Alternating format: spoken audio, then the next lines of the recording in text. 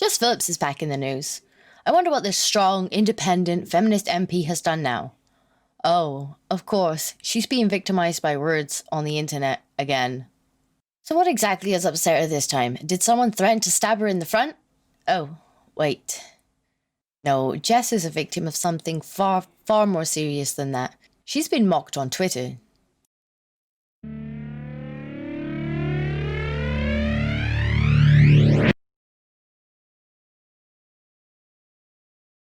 So at the end of last year, the hashtag Trolling the Guardian was trending, and it was filled with parody Guardian articles made using an online generator, with users aiming to come up with something just absurd enough that it could rival the actual headlines that might be found on the website.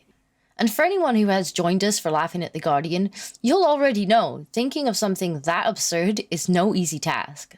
Now, despite the mortality rate of this hashtag being precisely 0, Jess discovered one such example and immediately got to work, telling her followers how it has put her in grave danger. So, this parody headline reads, "While some around her were losing their heads, Shamima Begum kept hers. She would make a fine Labour MP." That's actually pretty good. She says, "Yesterday, I was alerted to a completely fake headline that was being put on Twitter about me. That puts me, my family, and my staff at risk of violence. It's completely fake." Yeah, of course it's completely fake. Not only is it part of a series of parody tweets, it appears, from looking at the hashtag and the partial profile picture in the screen grab, that the original tweet is credited to have been made by an account that is clearly marked as a parody account. Yeah, no wonder you cropped that out, Jess. Perhaps the problem here for Jess is less that someone made a joke article headline about her, seeing as there have actually been many made previously on the hashtag, but more that it's actually believable as something we might find in the opinion section of The Guardian. That this is both close enough to The Guardian and Jess's normal drivel that people had to stop and ask themselves, is that real? This tweet is a caricature mirror of Jess, showing her how people see her. And it turns out she doesn't like it. She goes on, "It had been shared 280 times by the time I saw it and reported it to Twitter support, reaching a possible audience of millions." Well, that's a little optimistic for 280 shares. "I have no recourse to take action as this was on an anonymous account. It's designed only to incite hatred, and I find this often happens when I speak up against the powerful. People sharing good faith without realizing the sinister motives, organized efforts that struck the initial match." Speak up against the powerful? Jess, you literally are the powerful here.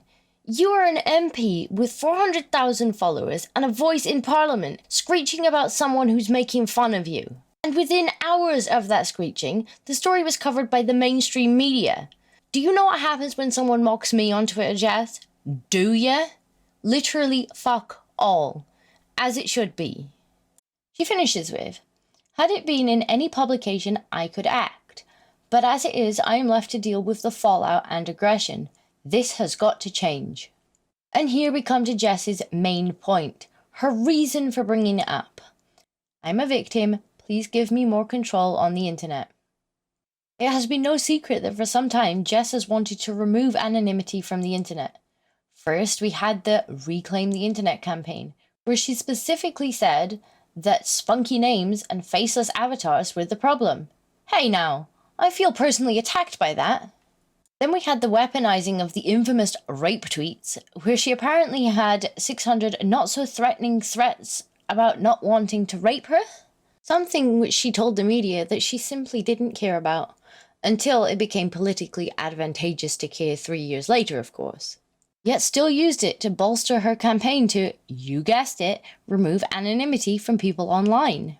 In fact, at every opportunity, Jess Phillips will religiously tell us how girls and women, especially defenseless politicians like herself, receive almost all of the abuse on the internet. And the solution, of course, making people sign up with their real names online.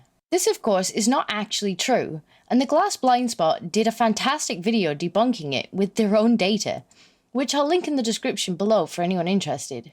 And now that the Brexit and Corona stories are starting to quiet down, what better time to thrust herself back into the media as victim number 1 to push her goal of unmasking everyone online? And I'm sure she wouldn't use the ability to see everyone's identities to cause people offline problems for their opinions, nor would she ever tweet out that she would find people on Google and pester their employers for trolling her online. Because we all know that cancel culture doesn't exist, and folks on the far left would never go after people's income for things that they've said online. It's just, of course, that people would be so much politer using their real names, and not that they would be utterly terrified of offending some deranged lunatic who would spitefully go about trying to cause them harm offline. Now, would people be politer using their real names and pictures online? Perhaps some of them. But if Facebook reply threads are anything to go by, then probably not. It's far more likely that it would simply be easier for people to seek vengeance on anyone who upset them online, whether on purpose or by accident, and eventually would discourage people from speaking online at all, for fear of this vigilante retribution. But of course, Jess would never try and silence anyone. Nope, she's just a poor little victim MP, trying to challenge all those faceless anonymous power holders. But let me know what you guys think, and I'll see you soon.